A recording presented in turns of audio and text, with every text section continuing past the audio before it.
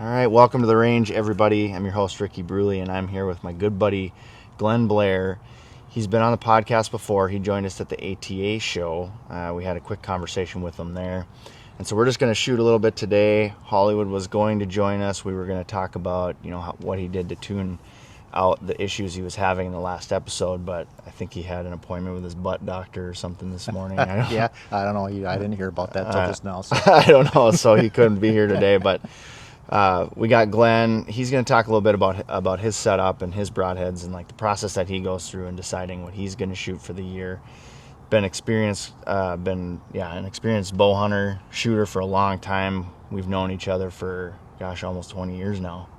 More than 20 years. Yeah, it's wild.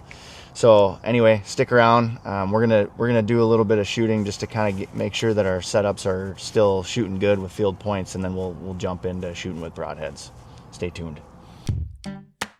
Welcome to the Range Podcast. I'm Ricky Bruley, and with me is Jake Hollywood Iverson. Join us at the Archery range, where we'll tell stories from the hunt, discuss technical bow shooting tactics and gear, and pick the brains of some of the most successful people to ever shoot a bow. Whether you're about to shoot that X for the win or send an arrow at a trophy buck, this podcast is for you.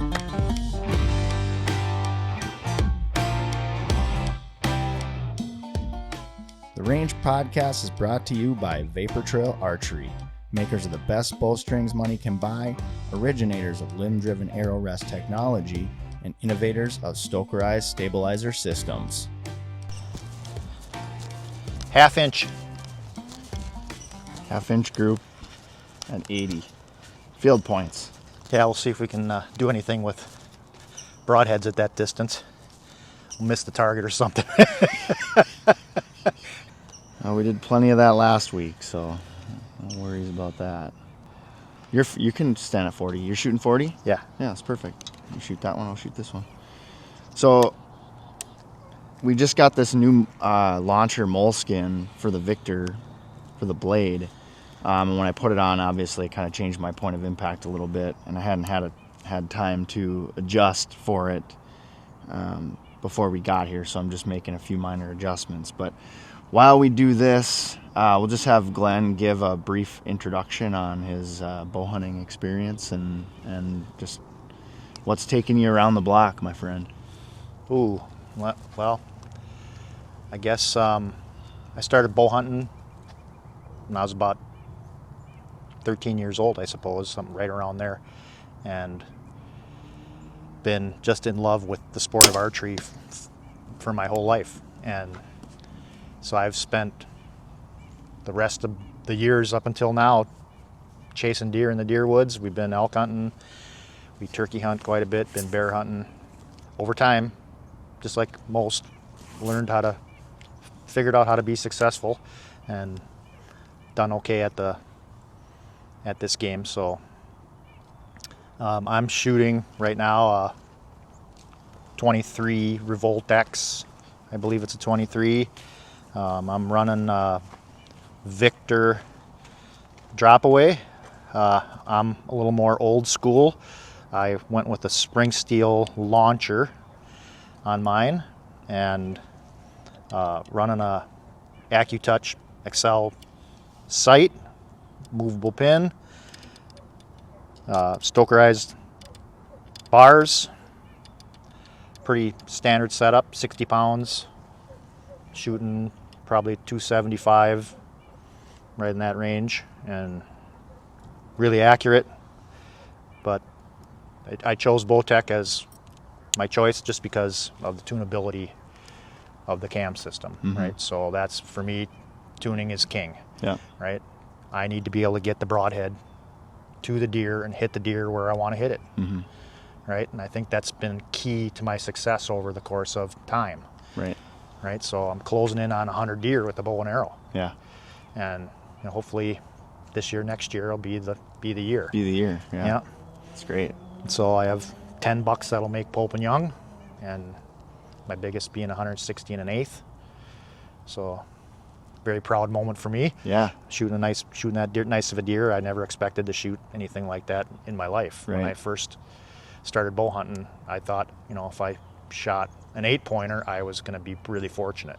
And but I've really been fortunate being able to hunt the places I have, and I guess, you know, God given me the fortitude to be able to make the shot when the time came.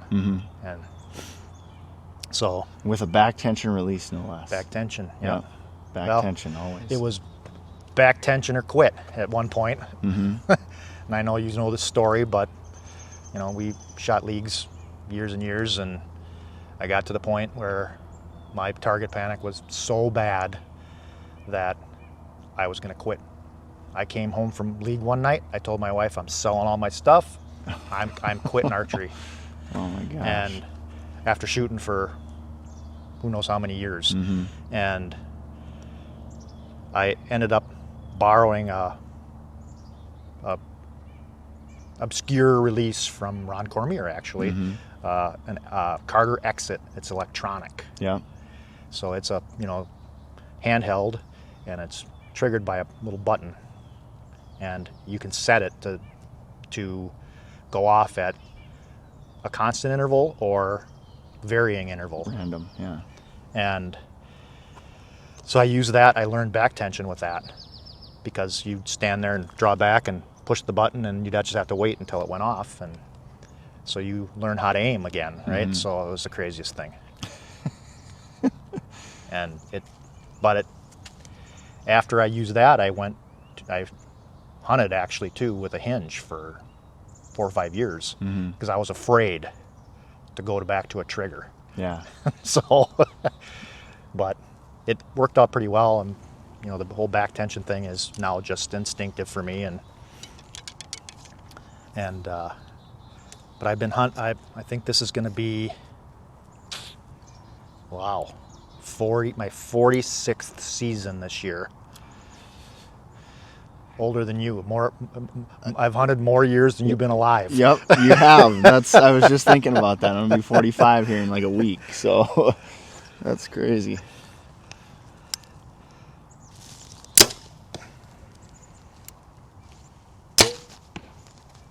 Oh, I cheated. I shot last night. No, that's okay. That's good. Just to make sure everything was copacetic, I guess. But And that's what I love about this too, is it's getting us prepped, maybe even a little earlier than we might. well, for me, it's not. I mean, it's in recent years I haven't shot as much as I should, but it's Hey there. good morning. Hey, buddy. Oh, hi, pup. Oh, he likes Glen. Find an arrow out there? Mushroom, Oh, mushrooms. Yes. Oh, what do you got? porcini, and chanterelle. Oh, there you go. Nice. It stopped, a little bit stopped. 2 weeks to go. Yeah. Every day, white bucket. No kidding. Every day, white. Every day. Wow. 2 round, 1 small one, 1 big one. 1 day, second day, 3 day, 4 day, bucket. Every day. Wow. If you like mushrooms. That's fantastic. Yeah. Good luck. Yeah. Thank you. Tak boy. I want Yep. left side. You Sure. always fine. Tak boy. He wants to keep looking, huh? Well, we can walk down, I suppose, and Yeah. pull a couple arrows.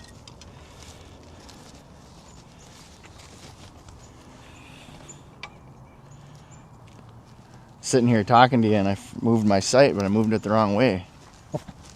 That's What the heck? probably a good thing that we didn't shoot again. Right? I know what it's like to be Les Stroud. Yeah, I don't know how them guys do it, but having somebody on their heels all the time, or having to work a camera. Yeah.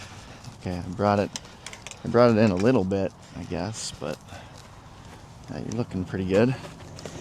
Yeah, my misses, well, at 80 yards, my left and right was pretty good, but it was low. At 80. So Yeah, it my looked. tape's a little light, so I'm going to have to probably redo the tape, but I don't take 80-yard shots at anything living, so Yeah. probably well, isn't a big deal, but But we do it so that, it's the aim small, miss small factor, right? So you exactly. can- And I guess the other thing, too, is it's really a confidence builder, too. Yeah.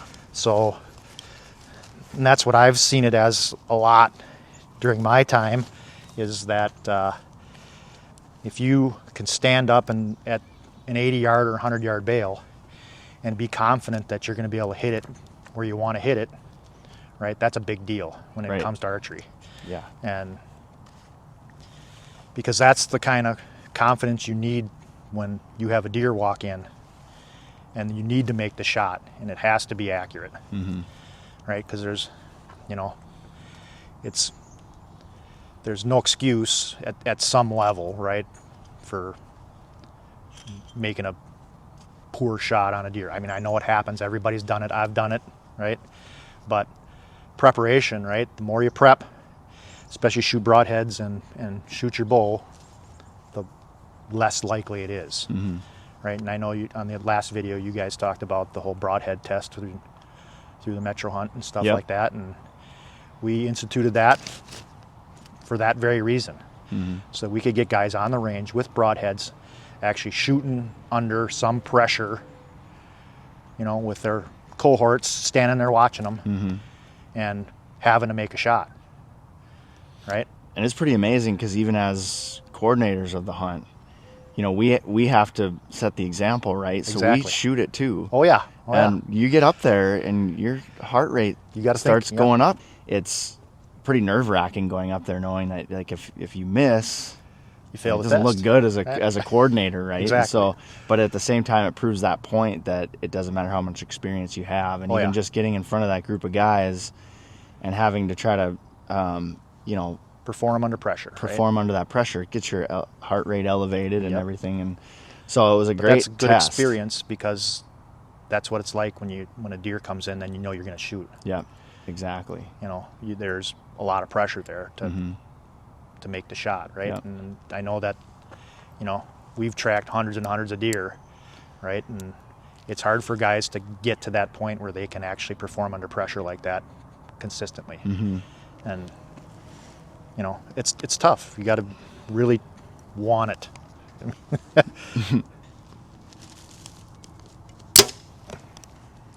There we go. Now I'm feeling better.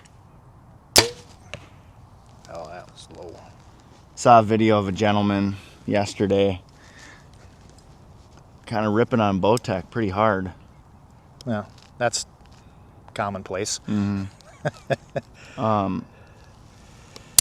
But mostly because now it sounds like they're going after truth. Right in the sock. Right in the sock. Yeah. That new bow, truth. Oh yeah. And I don't know, I just thought it Bowtech's was going after them.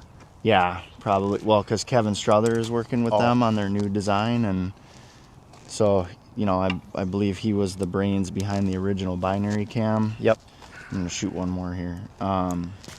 So I don't know the details on it, but it was interesting to me because this guy is like, I would never buy a Bowtech, I would never touch a Bowtech, you know, all this and that. And I'm just like, man, that's a So pretty, be it. Right? to me, it's a pretty, I don't know, I think it's kind of a silly reason not to shoot a manufacturer. I mean, Right. if somebody's stealing your idea, you know, I mean, Bowtech learned that the hard way. Yeah. You know, Matthews got them.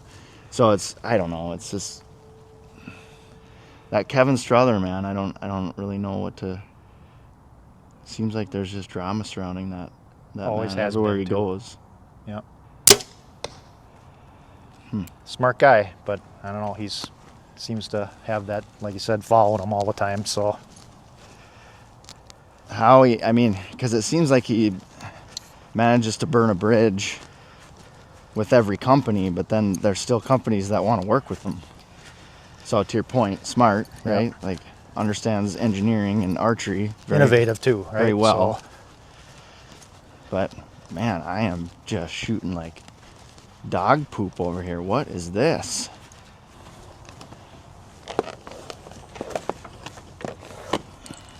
It's probably my equipment. I don't know.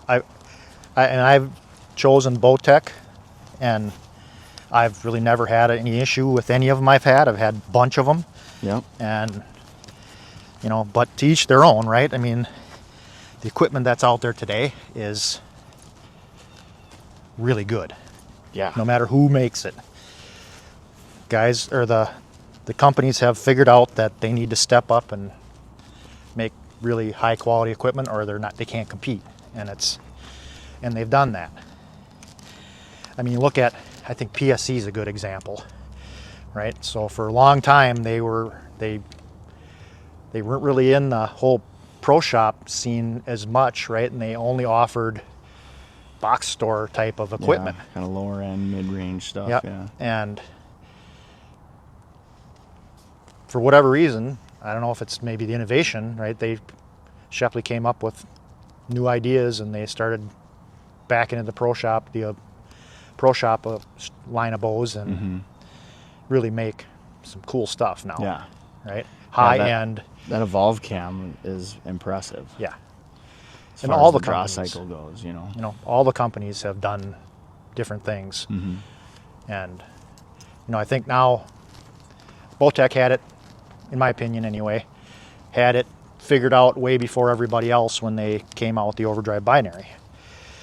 And they wanted it to be adjustable and be able to be tuned by your average guy. I mean, at that point you had to have a press, but you could tune it to any shooter, right? And that was, geez, how long ago? Long time. Overdrive binary was 2012 when they first started, maybe? Yeah, that's right there. So, but other manufacturers, I mean, and I'm sure there's patenting issues and stuff like that companies were worried about, that they had to figure out a way to not violate the patents and stuff. Although some just decided that they were going to just copy it and take their chances, I guess. Yeah. And didn't work out very well for them, but now most of the major companies have a really high-tech tuning system and have leveled the playing field now somewhat. So there's a lot of cool stuff out there now.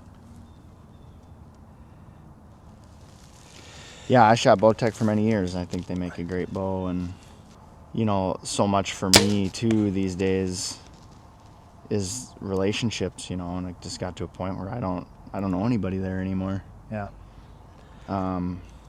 And so, through friendships, through relationships with other people in the industry, I slowly shifted over to Prime, and so now I've been shooting Prime for the last. Yeah, and they've had some really cool stuff. I mean, their 7 or effort 8 years. to quell the cam lean type of situation right there with that dual cam that they've had has been pretty innovative stuff. And that was a huge part of it. And I did shoot a PSE for a year as well, and I liked the bow, but just ended up coming back to the Prime just because I don't know. And then especially, like you say, when it comes to innovation as well, just the concept, the idea of the carbon rods just makes a lot of sense. And I was watching some videos on the new 30 and how it's got the shorter rods, and the shorter you get the rods, the stiffer it gets, and how it makes a stiffer riser. And there's people getting in there going, so you mean to tell me that aluminum flexes? Yeah, and you laugh, right? Go out on YouTube, right? But that's the, and people don't know, but yes, it does. And so it does create, if your riser isn't stiff, that you can obviously with tuning, you can tune out any inconsistency that comes from a riser flexing. But, it's just, I don't know, it's always just fun to play with new stuff. And I like working with companies that are always innovating, Yeah. So. Well, that's definitely cool idea, and it's seems to be working pretty well now. So yeah, I'm sure that as soon as they can figure it out, there'll be another company. One of the other companies will be bringing out something that's somewhat similar. Right. Okay. So I made an adjustment, and now I'm hitting to the right. It's one of those things, right, where I shouldn't have moved my equipment because I thought it was the moleskin on the blade that was the problem. So I made an adjustment to my sight, and now I'm hitting to the left. So it turns out it was me Yeah. in the beginning. So let this be a lesson for anybody out there that, Yeah, wait a day and try it again. and even different environments, right? Yeah. Like shooting inside, outside has an effect on that too. Yep. I mean, So- inside and outside, a lot of times for me is point of impact because of the lighting differences. Right. So it's one of those things where, I mean, this is a good time to have that discussion too. So when I installed this rest, I put it on there and I had measured everything, and my first shot with the Bear shaft through the paper, perfect bullet hole. And so, I mean, having measured everything, I was pretty sure I was going to be able to get it close, but I was pretty surprised that it was that good on the first shot. Mm-hmm. And but come to find out that I had still a little tuning to do, and in subsequent shooting sessions, found out after shooting a Bear shaft at distance, 20 and 30 yards, that I had still a little left and a little tail low in the Bear shaft. And so the Bear shaft will tell you stuff that the paper will not tell you, right? I mean, when you get that good of a bullet hole through the paper and you're just starting, that's not the end, Right. right? Yeah. And so most guys think, right, oh, I got a perfect bullet hole, I'm good. you know? Gospel, man. And I used to think that too back in the day, and until somebody challenged me on Archery Talk and said, well, if you think your bow is tuned and you think it's good, he said, take one of your arrows, strip the fletchings off and shoot it through the paper and see what you get. So I did it, right? I was shooting Broadhead 60 yards and they were in my groups, and I thought, I got this. Mm-hmm. And shot the Bear shaft through the paper, yeah, I had 2-inch tear. It's like, okay, so now you made your point. Mm-hmm. Now where do we go from here? Yeah. And so I learned the whole thing of Bear shaft and what needs to be done to get that Bear shaft to fly. I shoot them, 30 yards, no fletchings. Mm-hmm. And I can group them right in the group with the rest of the arrows.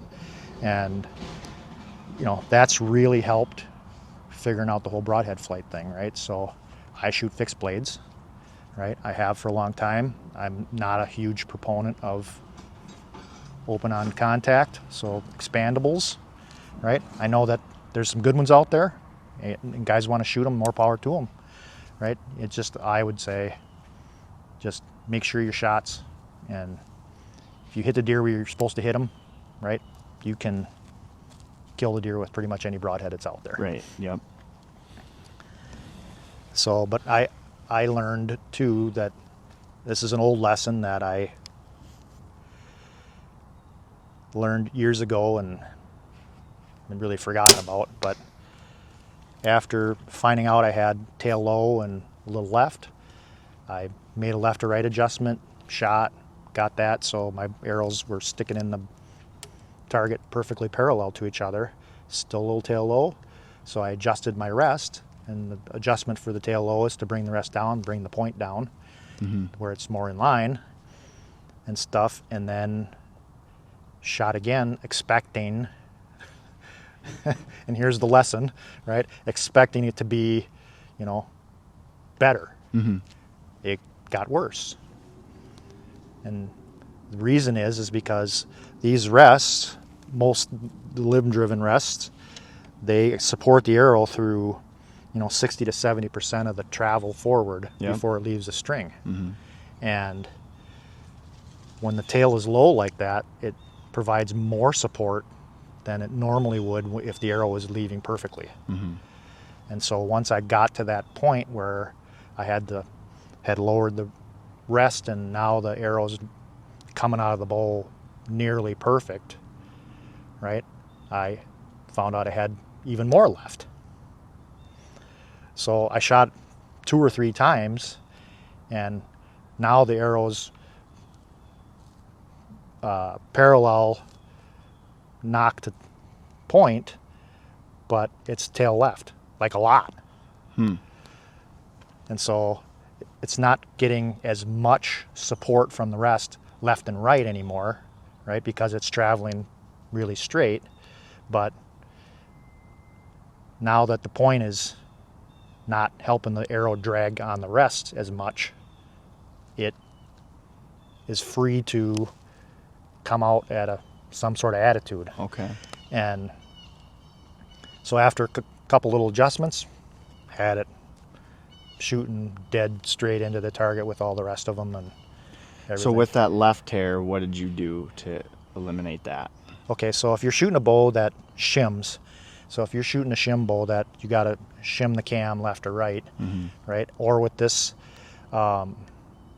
deadlock system, the system that Matthews has now, then Lift X, those types of systems, Yep. right? You follow the tail, right? So you move the cam to the left, right? So once, and it doesn't take a lot of adjustment, right? So in this particular cam system, it was probably about 1/8 of a turn of the just adjustment screw. Just a tiny bit. Just to push the cam over a little bit. And then, you know, I did it once. I was really tweaking it very slowly.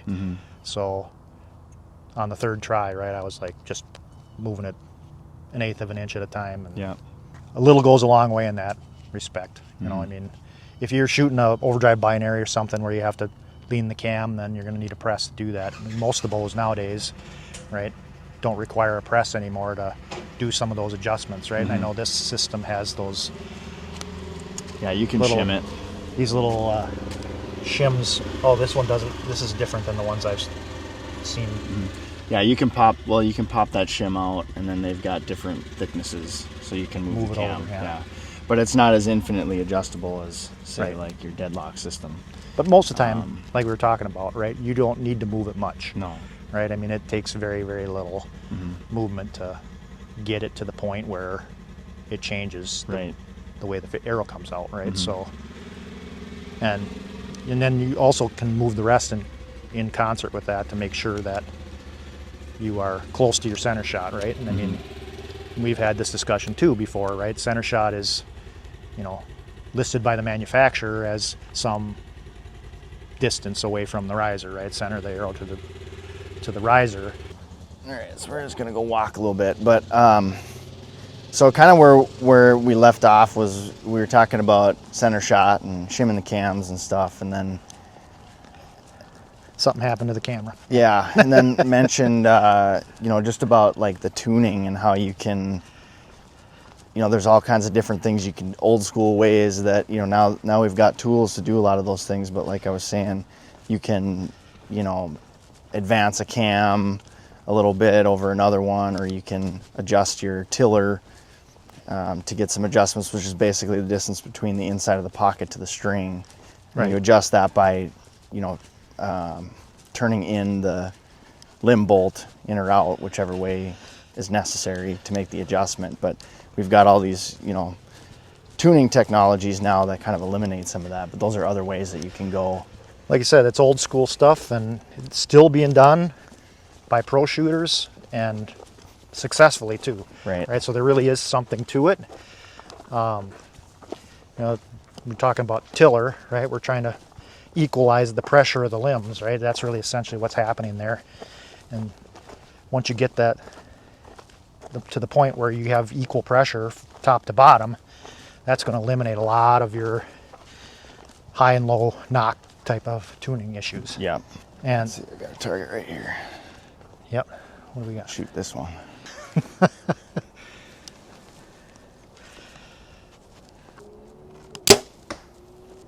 But yeah, we were, as you were talking there earlier, you know, I was just thinking about all of the, you know, knowledge that I have when it comes to tuning a bow and all the people that I've encountered and talked to along the ways. And you and I have had a lot of time to talk. We've had some long car rides and things, you know, Oh, yeah. where we can really get into the weeds with some of this stuff, and to the point where we're talking about, you know, adding those beads to your glue that you use to glue in your outserts. Yep, glass beads. That's used in the golf industry, right? And it's used to center graphite shafts into the hosel of a golf club, right? So that it's concentric, like you were saying before.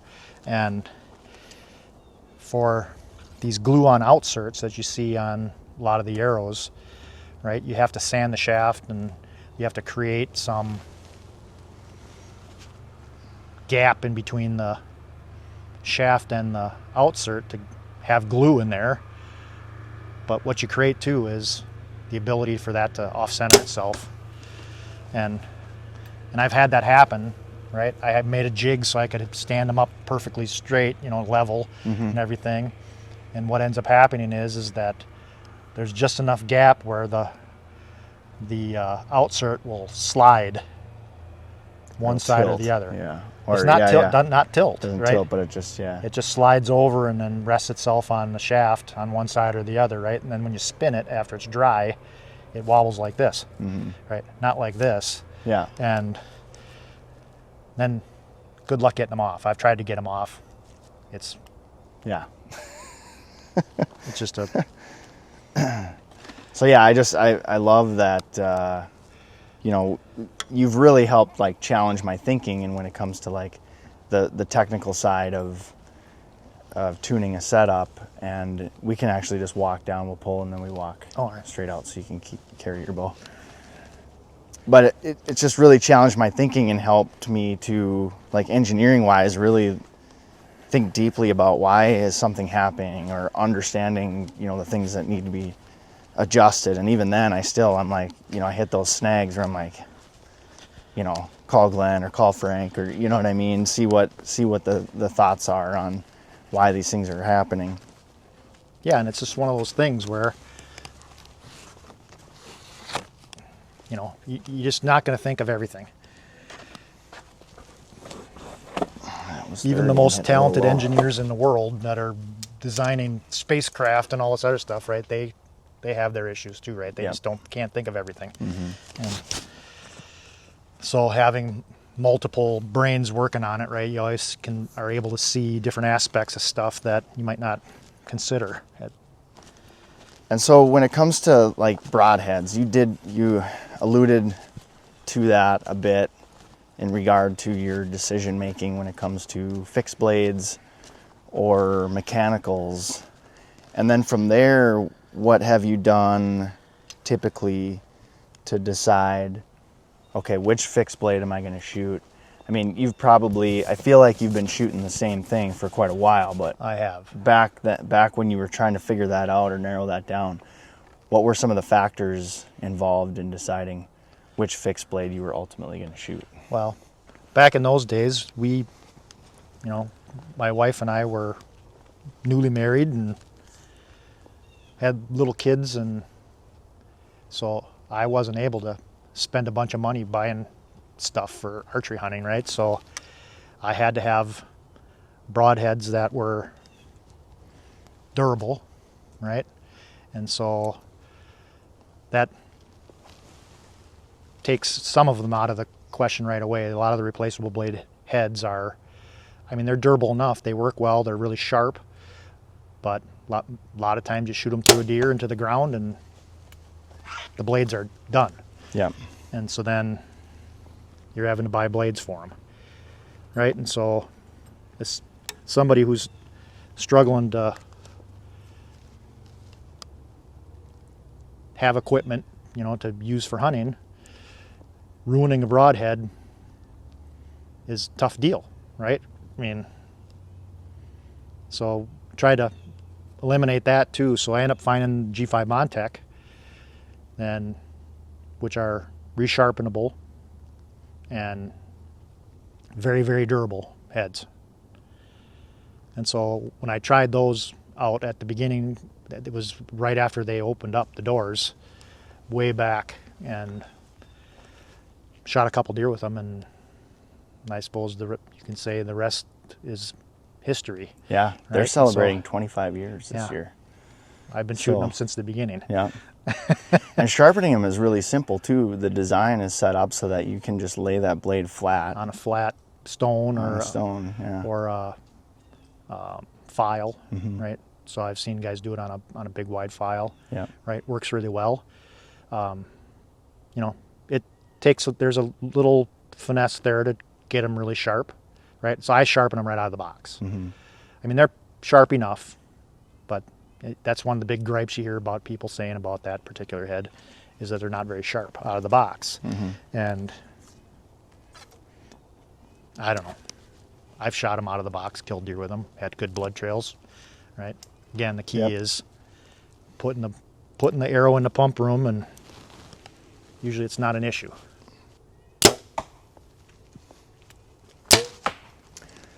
Yeah, so Hitting left. speaking of that, go ahead, you can shoot another arrow. I've shot a bunch of different expandables, and the only issue I see with expandables really is that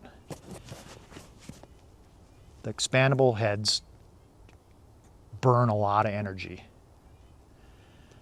I mean, when they hit the deer, right, it takes a lot of your kinetic energy that you have, or your momentum or whatever. And I know you guys had that discussion too, but to open the head, right, which limits your penetration.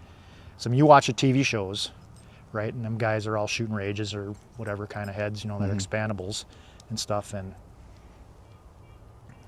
about half the time they don't go through the deer. They actually stick in the deer, right? The deer runs away with the arrow. And so you don't get the benefit of the second hole a lot of times on the offside. And it's, to me, that if you can eliminate that sort of thing and have 2 holes instead of 1, right, I think your chances of finding that deer are much better. And so, more power to the guys who shoot them regularly and stuff, right? I mean, the key again is to hit the deer where it needs to be hit. And if you do that, I think it doesn't matter what you're shooting for a head. And exactly to that point, right? So I just had, in the pro shop last week, had a gentleman call me, and he had some arrows set up at one of our competing shops in the area.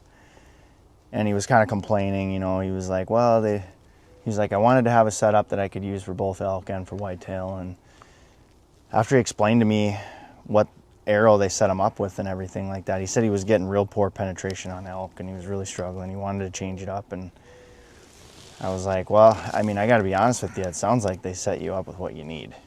I feel like the only thing you'd really need to do is change your point weight between elk and whitetails and you should be fine. So again, it's about having that conversation about, it sounds more like your shot placement is an issue in this case and less about your arrow. Right. And I want to preface that because I don't want them to come in and then I'm basically going to set you up with the same thing. You know what I mean? Because theoretically it should get you good pass through, on an elk without any problems based on the weight, the spine, and the broadhead you're shooting. Right. He did say he was shooting a rage, which we like to call the best bad shot broadhead. But of course, Rage is the only one that gets the flack for that one, just because they're kind of the originators of it, I suppose. But but they're not the only ones that have their, have the issues that are associated to the expandable heads. Right. I mean, there are some better expandables out there that are tougher, but there's really no getting around the need to actually put the arrow where it needs to go. Yep. And I mean, that's kind of the whole point of this video, I guess. Right. Is making sure your point of impact is where it needs to be. Yep. And not, because right now we're just shooting field points, right? But, just to, we got one of the groundskeepers replacing some of the target faces out there. So we just figured we'd do a quick loop and then go back around. But I'm feeling now that I'm pretty good to probably head back and shoot some broadheads again, just to make sure. Because now, in the last segment of Arrow Loose, we were shooting different types of broadheads and seeing how they were grouping, based on whether it was a fixed blade or a mechanical or a hybrid.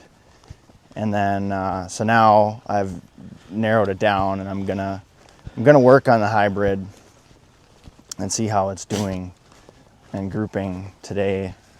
Start by shooting it at probably 40, and then I may just go straight out to 80. I don't know. I think we can just cut right through here. Why wouldn't you, right? Yep. Why wouldn't you? When you were talking earlier, there was a hen turkey came out of here. Oh, there was. Yeah. She popped right out on the trail over here. We've got one in our neighborhood where I live, a hen, and she's not afraid of anybody. I mean, she'll only let you get so close, but she's just kicking it out in the front yard all the time. See her in the backyard. Emma runs out there, chases her off, but she keeps coming back. Oh, that's It's good. kinda cool. She's not coming after the little one. Yeah. I've seen stuff like that happen in parking lots and stuff, and where they get a little bold and want to chase after people for whatever reason. Well, I'll carry my 18-1 out there because I know I can hit it at 40 yards. Yeah, perfect. I don't know if I can hit it at 80 yards, but It's amazing how tiny the target gets at that distance. Yeah, it's You're small. just like, wow. All right, so once again, talking about technology, and we're trying to do all this stuff, getting set up and everything, and I took my mic off my bino harness and I forgot it under the pavilion here. So we got Glenn shooting one arrow with his broadhead at 40 yards, and then we got content of me shooting, but I don't have a mic on, so we're just gonna cut that out, and then we're gonna go straight out to 80 yards. Here, watch this shot Glenn takes at 40. 7 o'clock. yep, a little low. I only brought one broadhead. Okay. My tiny target, I was going to set it down, and I'm like, geez, am I going to shoot this thing at 80 yards? Well, we'll stack these two. I think we'll have to kind of put them between the 80 and the 70-yard bale because the grass gets in the way. Oh, right here, okay.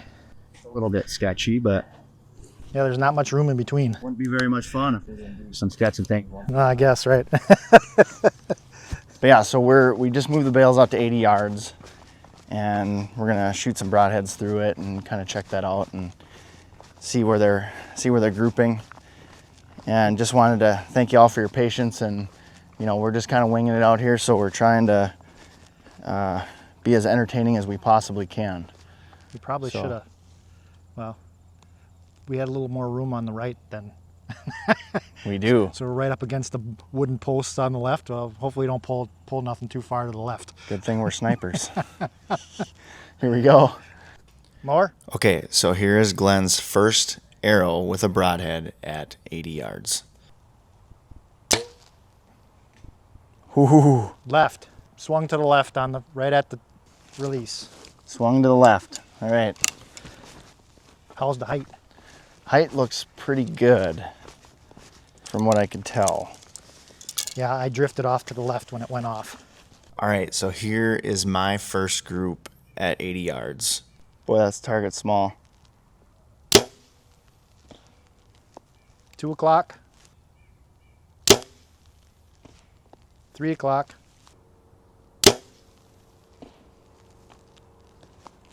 Pretty good in the black circle.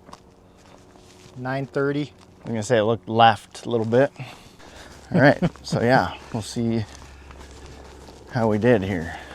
Well, I know my shot was less than stellar, but that's what happens, I guess. Yeah.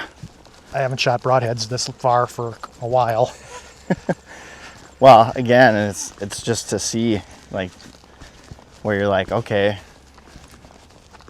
I So know- if you get out in the field, there's no question, right? Like Yep. if you had an opportunity at 80, would you take it? Not an Yay, opportunity, nay. but Yeah. a put down shot, to get another arrow in an animal that's already wounded, Yeah, right. I would definitely a- consider it. That's very a likely scenario. But yeah, so my group is Not bad for 80 yards. That's a good group for not 80 bad yards. for 80. I again, and the conditions are pretty good. Not a lot of wind. Right. So This if you one, on get the any other hand, wind or is anything not like that, good. that's really gonna mess things up. But But it pulled out real easy. That happens, I guess, when they're right on the edge. yeah, I mean, I'm pretty happy with that. But let's shoot one Yeah, more time. One more time. I would need some redemption. Yes. Anyway. Hopefully it's not worse. Right. But it is wild. This at 80 yards, how small the target gets. Yeah, your pin covers a lot of the target at that distance. Yeah. This last week, James Visser of the Bow Disciples is shooting over his house Oh, jeez. at a balloon at like 264 yards. And so he's like, you know, day 1 gets 1 arrow, day 2 gets 2 arrows, so on and so forth, right? And so finally got it on day 5, but I just can't even imagine like how tiny that balloon would look at 264 yards. Yeah. So pretty impressive that he managed to get it, I think, on the 5th day or 6th day, something like that. So only lost 4 arrows? Probably lost them all, right? Oh, he lost, well, you could see he was shooting kind of, there was like a big hillside that he was shooting into. Oh, so maybe they were sticking in the So side of you the could hill. see him like hit and then just like stop, right? But it's pretty cool. This is Glen's second arrow at 80 yards with a G5 Montec Broadhead. There we go. Better. You see where it went? Yeah, so you're in the yellow dot to the left of the main one. So like on the angled face. Yeah, so I still probably have a click or 2 on my sight I need to move. Everything's been a little on the left. That one went off a little quick too, but it's probably better that way. It's the surprise, right? And here's my second group at 80 yards. Nice shot, 11 o'clock. Dead center. 9 o'clock. Little left, yep. I'll take it. I'm thinking these North Dakota mule deer don't have a chance. I'm glad I left it on. I didn't click it off before that. That's exactly it, right? Just be like, okay, I'm down, that's it. And then, you know, next shots are taken at camp. Yeah, or at the deer, you know. Yeah, can't have that, right? I mean, it's... So we just keep We shooting. never stop shooting. Never stop. If you can, anyway. Well, I mean, this is for the me, only way I can get out to shoot is when I'm recording this content, because it's like... For me, it's... if I can't get to the range, I shoot in my basement. Right? Yeah. It's only 10 feet, but it's about working muscles too, you know? Muscle memory, all that. Yeah, you got that dot to the left a little bit there. Yeah, not horrible though for 80. I'd like to see, I would challenge anybody on Archery Talk who says they can shoot 3-inch groups at 80 yards of broadheads to take the same video. Right, yeah, that's... And post it online. You won't get any takers. Yeah, we're not over here making any claims that we can, you know, do anything that we can't. It's all about being honest with ourselves about what we can actually do and what our real abilities are, and then fixing it. If you have this illusion that you can do something that you can't, then you're in trouble. That's a nice shot right there. Arrow eater or target eater though. Well, just like you, that was a target I got for free, so Yeah, it's nice. that's why it is our broadhead You target. chop them up when they're free. You feel a lot less bad about it. All right, everybody. Well, that concludes this episode of Arrow Loose on the Range podcast. Just want to say thanks so much, Glen, for coming out, taking your morning to be with me today and put up with all my technological BS. I appreciate just having me. It's a fun thing for me too, and you know, I'm not really very online much anymore, so not on Facebook and stuff like that much. I mean, I am, but I don't post hardly at all. It's just not my thing, I guess. Yep. But I follow the podcast somewhat and all the rest of the stuff you guys are doing, so it's fun to watch, right? It's right up my alley as far as all the hunting content and shooting and all that kind of stuff, right? So I just hope I can be involved every once in a while. Yeah. And it's fun for me, and I know I see a lot of friends on the podcast too, right? So I watched the one with Ben the other day too, right? And he's living the dream out there. I know. It's just crazy. It's just crazy, but But yeah, we really appreciate your insight, and you know, Glen is super knowledgeable when it comes to archery, and he's been a big factor in, you know, my growth and everything that I've learned when it comes to archery and the technical side of things especially. And anytime I ever hit a snag or run into an issue where I can't figure something out, you know, we talk about it. He's usually able to help me kind of get it figured out. And you know, we've been around the block a little bit. You know, I've been there with a couple of kills of yours. You were there with my biggest. Yep, which was that's something I'll never forget. So that was really something that day. So yeah, so man, I really appreciate you being on. Definitely get you on again. Everybody seems to really be liking this Arrow Loose segment, so we want to keep doing them, doing a lot more, and we'll definitely have you on again. So thanks, man. Appreciate it. Appreciate you. And with that, we're gonna pack up our bows and arrows, and I'm gotta go home. going to work. I gotta work too. Thanks a lot, everybody. Vapor Trail is now offering an exclusive discount to the Range Podcast listeners. Enter promo code TRP15, that's TRP15, at checkout for 15% off VTX bowstrings and Vapor Trail and Stokerized branded t-shirts, hats, and other gear.